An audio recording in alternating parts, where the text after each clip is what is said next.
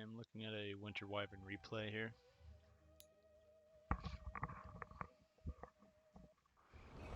Really a little bit more. Still right. Your turn to ban. Prepare for battle. Okay, fairly standard, just tons of regen and spammable stuff. You're just gonna trade life mana for life and mana. It's fine. With this type of build, mad amounts of regen, you're just trying to soak as many spells as you can for your carry. I like doing this type of thing. You have a hero that doesn't deal with harass well. Spectre's not one of those, but it still works great with her. Just because she likes a static lane, not being bothered. Doesn't like a lot of fighting. Trading's fine. She just doesn't want to fight and kill and come back and kill them. She's not great at fighting. She just wants a static lane. Player perspective. It's 30 seconds to battle. I think it's important to look at what your lane heroes do. You'll get a better grasp of how they feel the more you play heroes, the more you play with heroes and see combos and things. You'll have a better idea of how they play.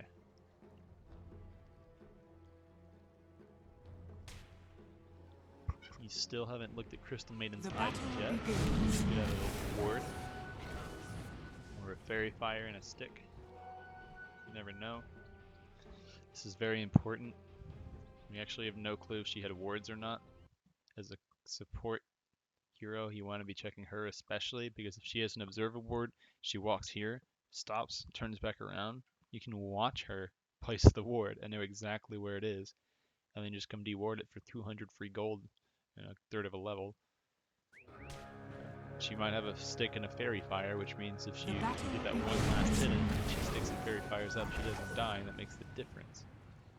So it's very important to look at these inventories.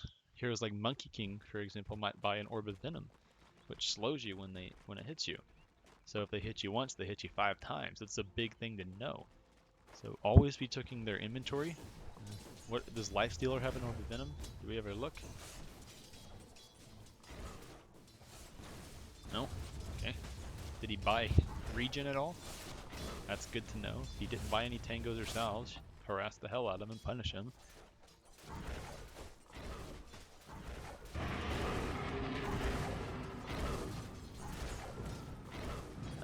Just a quick hero-specific thing.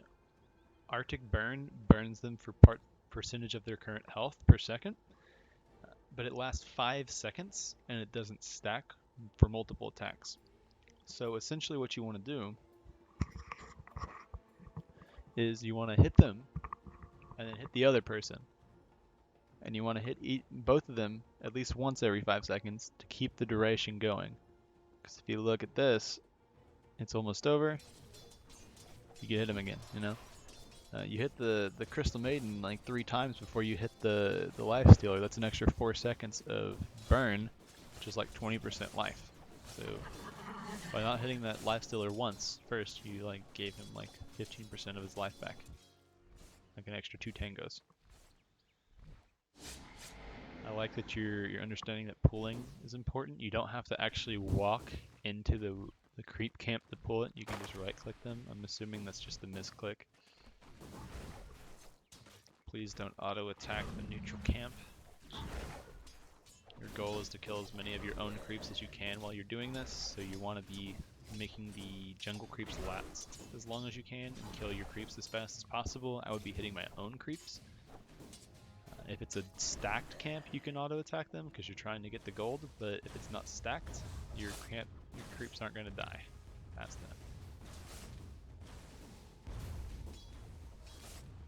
Kind of not a fan, personally, of pulling the easy camp when the wave is already at your tower.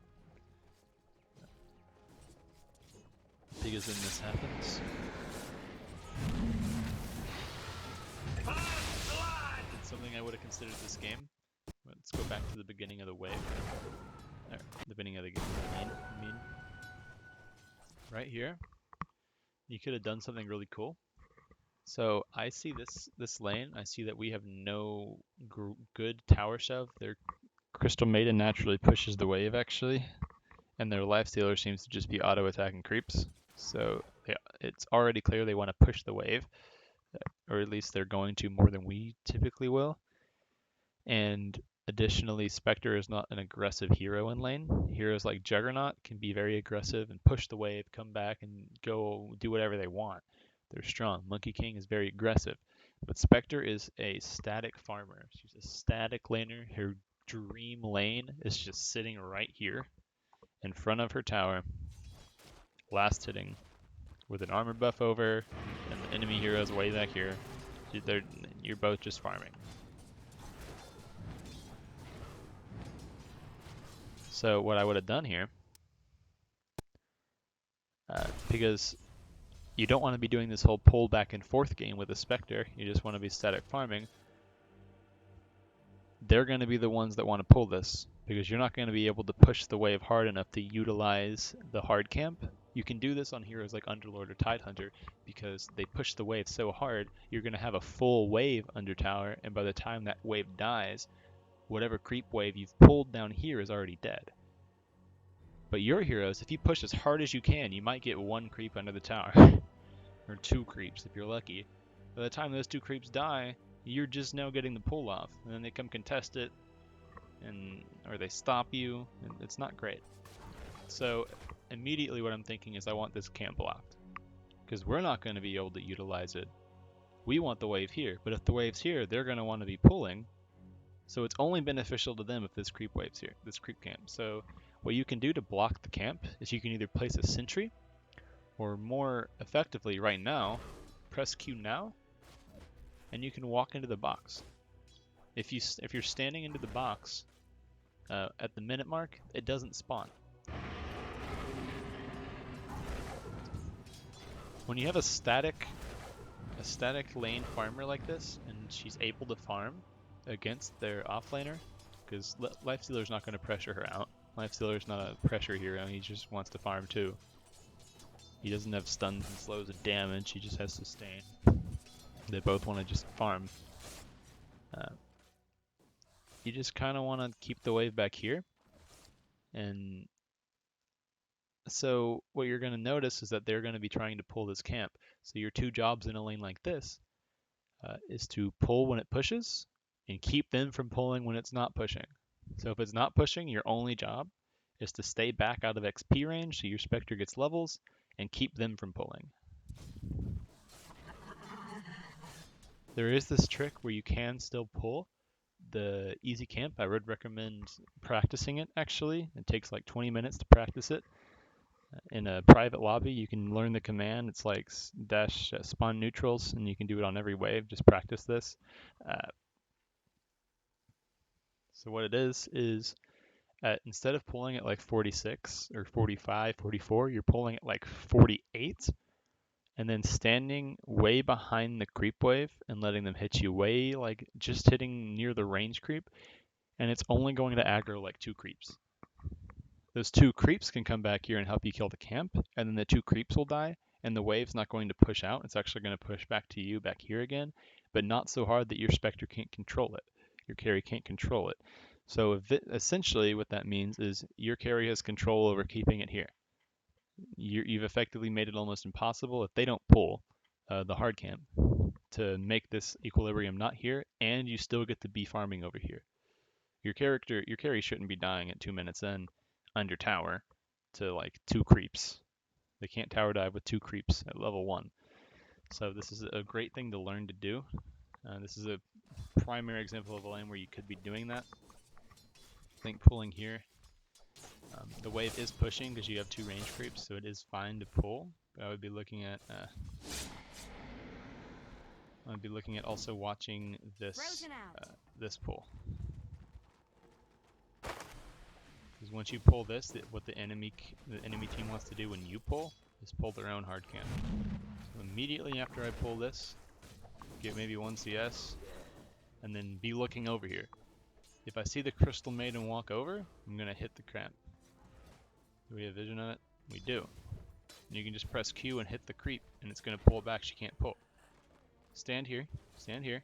You just saw Crystal Maiden on the mini-map over here. Stand here. Hit the creeps. Pull them back. Don't let her pull. The creeps are where you want them to be. The creep's going to meet right here. And instead, you let her pull, which is just a mistake. Suddenly, you guys are farming way up here again. And it's no longer a static lane right next to your tower. You end up not getting punished for it at all this game. Your Spectre still doesn't take any harass at all. She's still completely free farming. But it's still not great practice that you let them do this.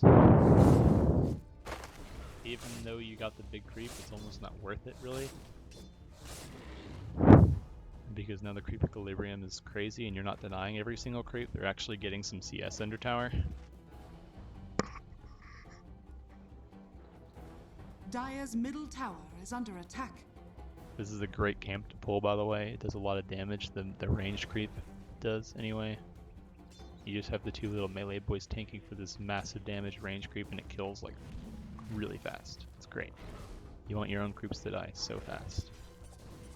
You definitely don't want to be killing the range, the frost range guy. He's the one that's gonna kill your creeps for you. But it's fine. Hopefully your Spectre isn't pulling it under tower. Look, he's good. Isn't that great? Your Spectre's not a complete dumb fuck. That's awesome. I sure wish I had more games with carries that weren't complete dumb fucks. I'm jealous. Play at your MMR. Again, you're just hitting one person with your Arctic Burn instead of staggering it 1, 1, 1, 1. It's just an efficient use of the spell. You get more damage the other way. Now, typically you're not going to be able to push like this, but once you hit a couple levels in your Splinter Blast, you actually do get a decent amount of push. The wave is pushing pretty hard. You have two range creeps. If you Splinter Blast this, it's really pushing. And suddenly you can pull this hard camp. So I would consider walking up and Splinter Blasting this to hit her and deal some damage, push the wave, and then you can eat this Tango and pull. Or you can pull and then walk up and Splinter Blast. Either way works. That is an opportunity to pull the big camp. Because it's so pushed up. At least pull this small camp. I do like that you're staying out of XP range. This is very good. There are things you could be doing while you're staying out of XP range, like pulling that big camp, or stacking this small camp, or going for the bounty rune. Looks like you didn't eat this tree first, so you mess up the pool in the hard camp. Typically what I like to do at the 5-minute mark, 4:30-minute mark, I'll stand here at 440, 445, 450. I'll attack the creep from standing here. I'll attack the creep and pull it up as I walk to the bounty rune. Get the bounty just as it spawns. And then I walk back. It's like 10 seconds. This is a stacked camp. I can now pull and deny the entire wave while my carry farms under tower. So while you're doing this, your carry is just trying to push the wave as hard as they can. Because as soon as you get this bounty rune, and they can do this because normally their support on the enemy team's also going for the bounty, so it's just off lane versus your carry, and your carry knows to push the wave. Your carry's going to push the wave. You're going to have this stacked camp, and so the wave's pushing. You can pull a stacked easy camp that's super hard to contest because it's the easy camp, and it's going to kill the whole wave. And you get an entire double wave or double neutral camp of farm. And then your Spectre gets a whole wave of solo XP under tower. It's a full level, practically. So it's just very efficient. It's a play that I love to do. It's just such an efficient movement that does so many things in one path. Stand here at 40, 440, stack at 55, walk up, grab rune, walk back, pull, because the wave's not pushing. It's beautiful. It's so beautiful.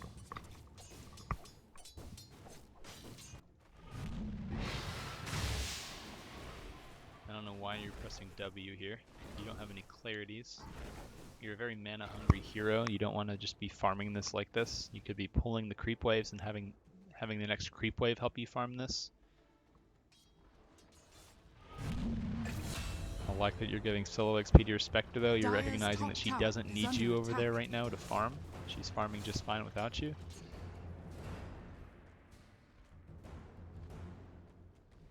Dire's middle tower is under attack. Time to move.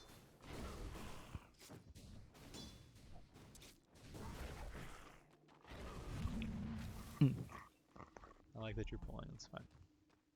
It's fine that you're pulling. Wave is a little bit far up, so you pull an easy camp. It's fine.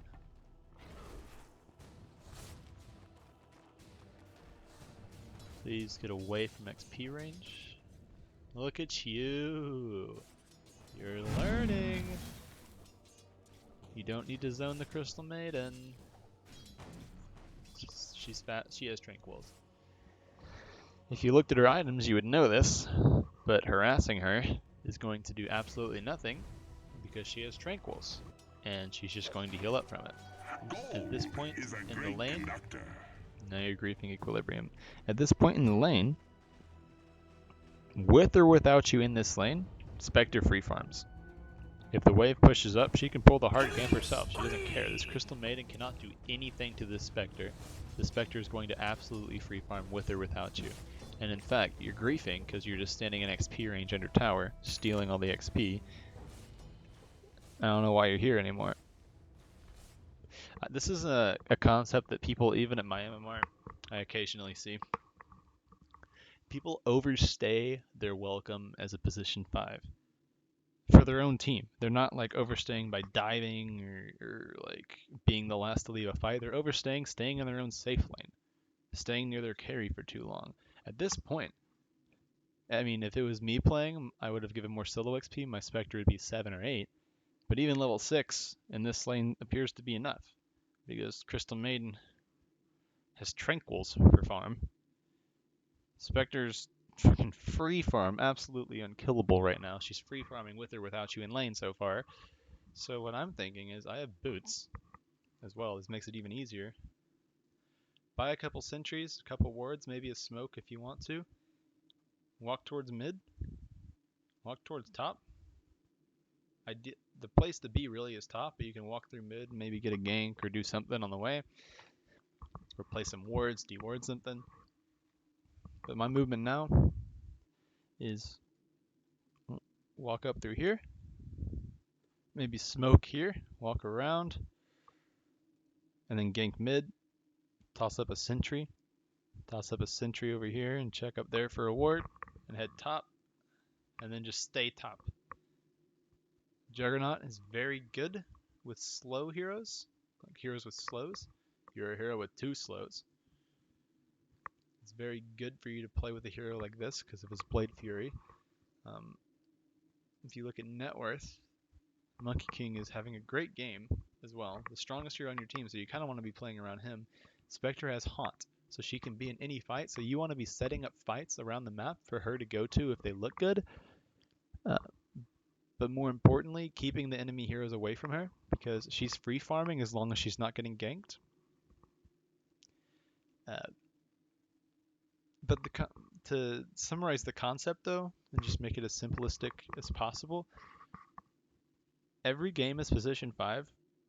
I want you to set a timer for 7 minutes, 8 minutes in, around 6 to 8 minutes.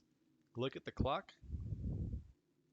If it's 6 to 8 minutes in, ask yourself, does my carry need me in this lane?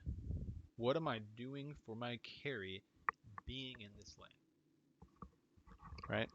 In this lane, you're kind of occasionally pulling this easy camp and getting 100 gold a minute and sapping XP from your carry. Your carry's free farming when you're in here, just free farming if you're over here. You're not accomplishing anything to help your carry. Does she die without you? Not unless she gets ganked, so I would be placing a ward and then walking away so that if she does get ganked, you can teleport and help, but otherwise you don't need to be here. I'd be looking to go elsewhere. I'd be looking at the map, where can I go that is a good place for me to be, where I can have more impact than I am right now. Playing with Monkey King would be insane impact. If you were mid right now, you hit Ice Blast on this, you hit him once, and he's dead. I think he dies anyway, but like, Razor doesn't take 700 Dire's damage. middle tower You come is back and under hit this attack. tower a lot sooner. Like, maybe he does live without you there the next game. But like, you could just be playing with Razor and Monkey King. You could be going top and pressuring this Clinks who doesn't have boots at 9 minutes in. Out of lane, you could be doing a lot more things than just kind of this.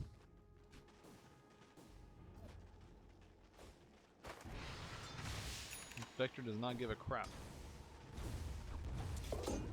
If the creep equilibrium was so bad that she couldn't farm, she could probably pull it herself. Honestly, you're not accomplishing enough in this lane for it to be worth it anymore at this point.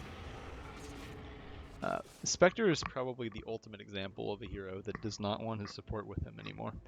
Because, and Slark's a good example too, it's because Spectre is so hard to kill quickly, and so hard to just completely zone out of the lane. You have to have a really good kill lane that can, just a lane stomping lane, like Lena Slarda or something. Be really strong. That maybe would mean you have to stay bottom. But at that point, honestly, Spectre should just go top and then your offlaner come bottom. Offlaners are typically harder to kill, so your offlaner would take this really hard lane, and your Spectre would find farm somewhere else, and you just play with the offlaner bottom or mid or something. You try and get these heroes to stay away from your Spectre at that point. But Spectre is the ultimate example of a hero that doesn't want you in her lane, especially once she hits 6. She can go to any good fight and get free kills. Free gold. If you go top and you get Clinks to 100 HP, she hunts in and finishes him. She just got 300, 400 gold.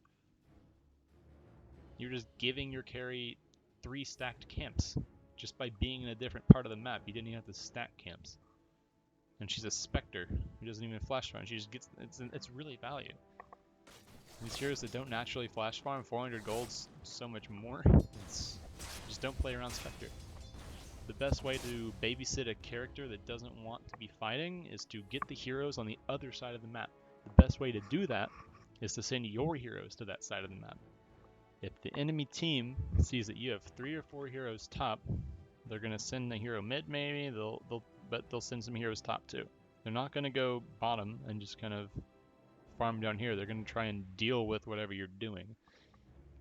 Or if you're showing a hero top and no one else anywhere else on the map and they're looking for a fight, where are they gonna go? They're gonna go where the one hero on the map is showing. So just put your heroes where you want the enemy team to go.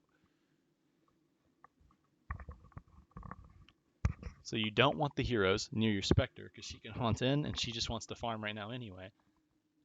Go top. Just sit top, zone out the Clinks, maybe take a tower, ward it up. This is your next objective, so I always put a ward here, like almost every game. Don't stream snipe me, but I place an observer ward here almost every single game as position 5 because at 7 minutes in, almost every single game I'm here.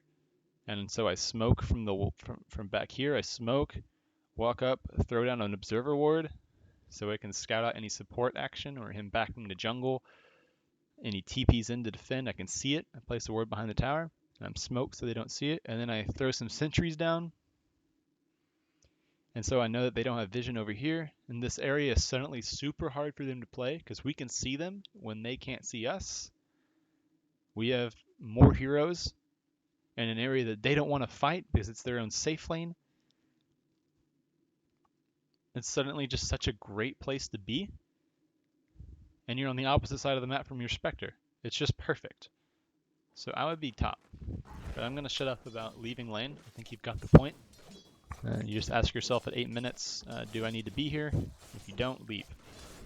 And go to the enemy safe lane.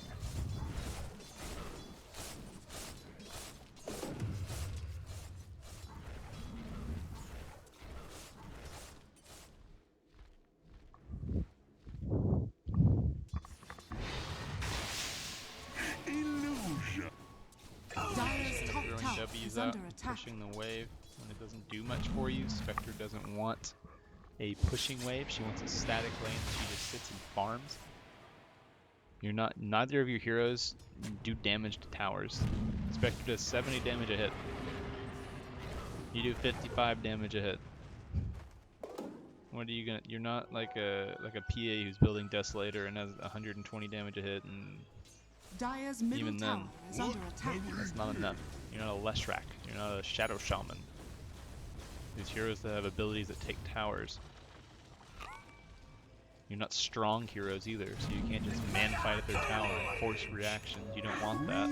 If you're pushing a wave, anytime you push a wave, after like the 10-minute mark, I would say, or after the laning phase is over, you're saying, I want heroes to come here. If you push a wave, you're telling the enemy team, I want you to send heroes here. I'm pushing creeps into your tower, and if you don't send heroes here to deal with it, you're going to take a lot of tower damage, you're going to miss half of the CS, you're going to want to bring people here. So pushing this wave is screaming at the enemy team, bring heroes to my Spectre! Come to the lane that my carry is in at 10 minutes in. I want you here. Which is not what you want. You want to be doing this top, where their carry is, because their carries don't want to be fighting. And this is a bad place from the fight. You have to place the wards, all those things we talked about before. Dire's middle tower is under attack. I don't think spamming your W and pushing the wave is good here. I think you just want your Spectre to farm and get solo XP instead of you stealing all the XP. Again, you're harassing a hero that has Tranquils and is already not going to be able to do anything in the lane. You don't know that she has Tranquils though, because you haven't checked her items. You might get a kill here. Honestly, like, sure you get a kill. Whatever, that's 200 gold.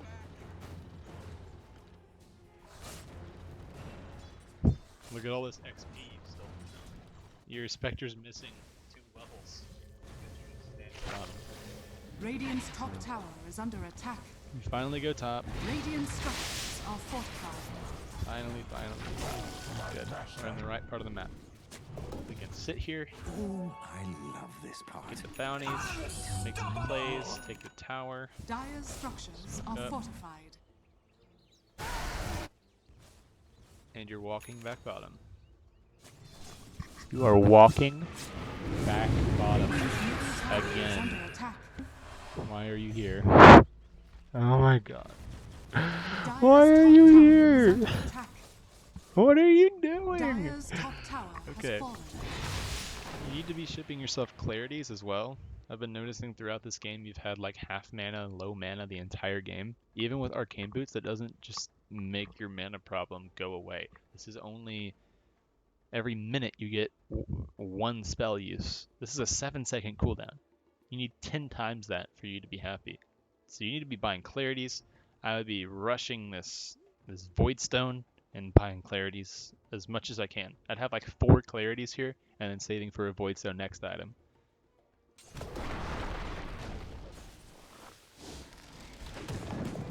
Supports really normally have horrible issues with sustaining mana, and I buy more clarities on supports than any other hero class. Dire's bottom tower is under attack. But again, you're playing in the same lane as your Spectre. Any fight you take in the safe lane, your own safe lane, is typically not going to go well. So you need to have a good reason for fighting here. A good reason would be, well, for one, they're showing a hero top, but that's their carry. So this is actually a negative reason at this early stage in the game. You want to be playing where their carry is. So seeing that their carry is somewhere else makes you want to go there, not where you are. Mid is pushed to the river instead of way up here, so it's not as good as it could be. Your carry is here, so you don't want to be here. It's your safe lane, so they have a better objective than you.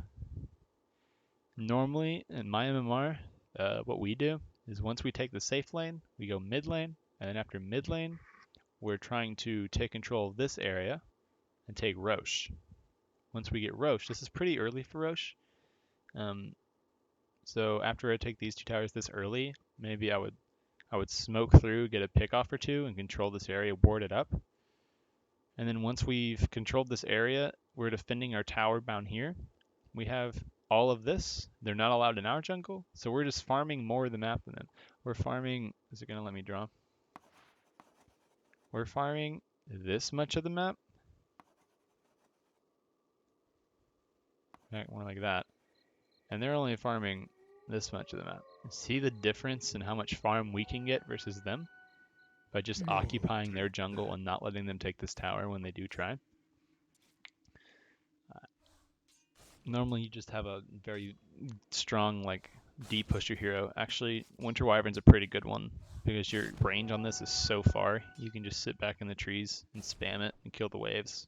They never have a wave to push with, but for the most part, at this point, I would just be looking to control this area of the map. Not this guy should be dying. You could potentially be going on that guy. It's a little bit risky, but you'd see that this guy's here, this guy's here. You'd have 4 heroes here killing their carry. It's great. And then because you have 4 heroes top killing their carry, they're all going to TP. Your Spectre gets free farm for 2 minutes straight. I'm just playing the wrong part of the map here. Tiny's bottom. Why? Because you're bottom, and Monkey King's bottom, and everyone's bottom. Not top. Their carry is top. Away from all your heroes. Where do they want to play? Away from their carry. Naturally, Tiny wants to be here. Anyway. Dire's bottom tower is under attack. Unseen. I'm just trying to give you an idea of the objective order and where you want to be on certain types of games and certain parts of the game. Radiant's middle tower is under attack. Are fortified.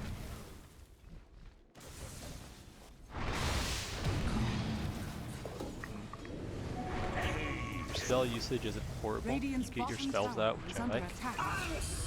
You're not looking for the absolute perfect W, you're just getting it out there. Dire's bottom tower Okay. has fallen. Let's see what you do. I'm not in player perspective for some reason.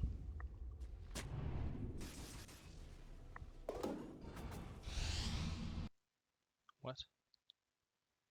Okay, excuse me. Let's see. Take the tower. Dire's bottom tower They don't even is try under to attack. defend it Bottom anymore. tower has fallen.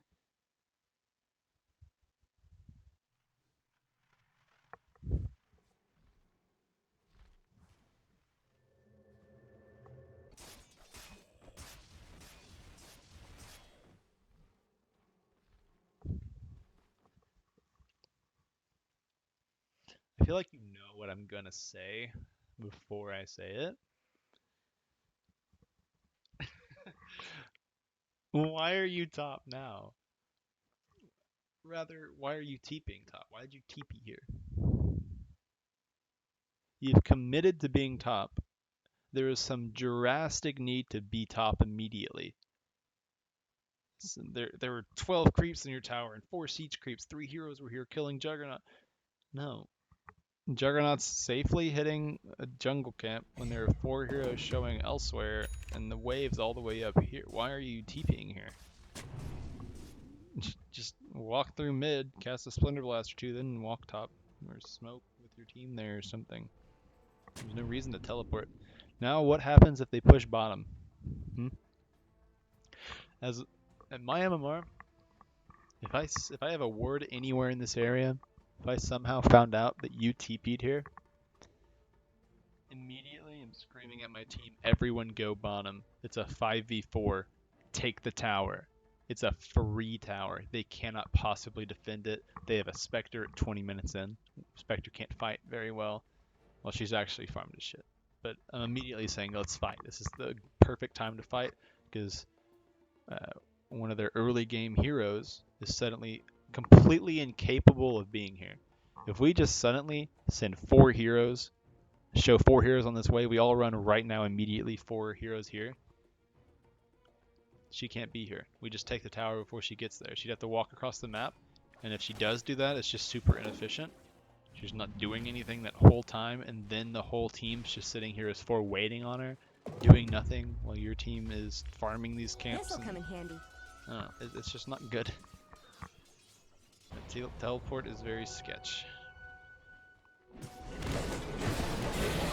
Playing a good part of the map though.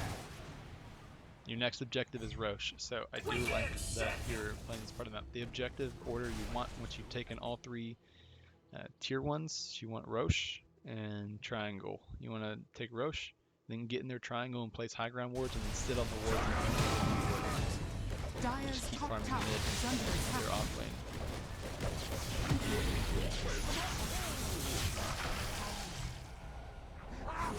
Dire's middle tower is under attack. This ends up not working out. Dire's middle tower is under attack. That fight, sadly. Dire's bottom tower is under attack. I don't think I've seen you buy Radiant super clarity structures all are game. You've been fortified. at 200, like a fifth of mana capacity all game. You haven't bought a single item to help with that besides like healing boots. Dire's top tower is under attack. Top tower At this point, the game is basically over though. You're Dire's crushing top and tower they is have under an attack. abandonment. You have a Spectre and you're still Dire's crushing top early tower game. That's is a under great sign attack. you're going to win the game because Spectre is the most late game carry in the game, in my opinion. Dire's bottom tower It really under is. attack. She's just the Dire's ultimate middle hyper. tower is under attack. Terrorblade's a close second, but I've noticed that Terrorblade loses in late game. Spectre, in my experience. They're Dire's the two middle latest tower game is carries. under attack. Very hard to outcarry those two. Yeah, you won. Dire's middle tower is under attack. But I hope that you've learned a thing or two about leaving lane as support when you should leave lane, pulling effectively again, and playing the right parts of the map, knowing the objective orders,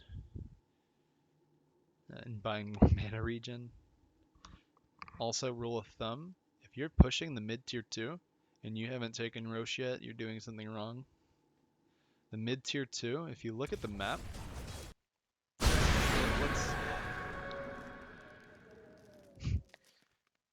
let's see here. Okay, so if I go to 7 minutes into the game, it feels very dangerous to take the farm here as a Radiant hero, right?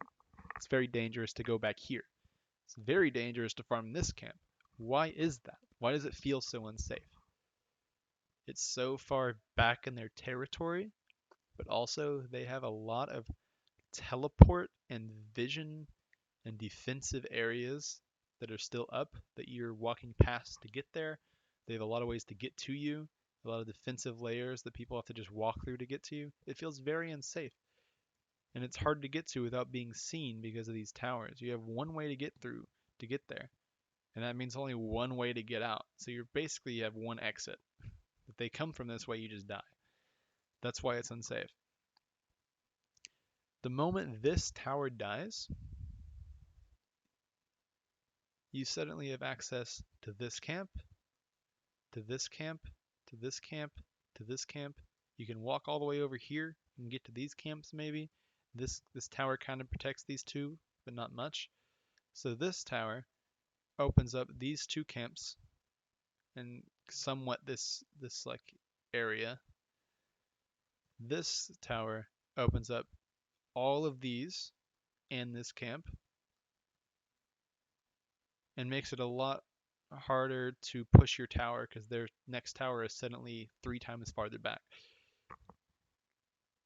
Let's compare that to taking the mid tier 2. When you take this tier 2, and just this tier 2, you're just taking this tower only. What camps on the map, what areas are you unlocking for your team? It's not the triangle. This tower's still up. They can teleport right to you and come behind you. You have one exit still. This way. You can kind of come this way, but it's not enough. You kind of unlock like this entrance to their triangle, but not the full triangle. You've unlocked this camp. You take this tower, you've unlocked this stairway. That's it. This tower is super not good. The lowest value tower in the game, in my opinion, is the safe lane tier 2. It's just so bad. Maybe the off lane tier 2 actually, because it gives almost no vision difference. But it does protect your triangle, so I think it's objectively better than the tier 2 here. It just does nothing. But the point I'm saying is these towers basically give you nothing on the map. They do absolutely nothing for you except for like 1,000 gold for your team. Just get Roche. Guarantee you win your next fight. An almost guaranteed next fight being won is so much more valuable than just a random tier 2 tower that unlocks nothing on the map. So I would consider that. But that's just a final little PS lesson I thought I'd throw in at the end. I hope you learned something from this one, and good luck on your next game, buddy.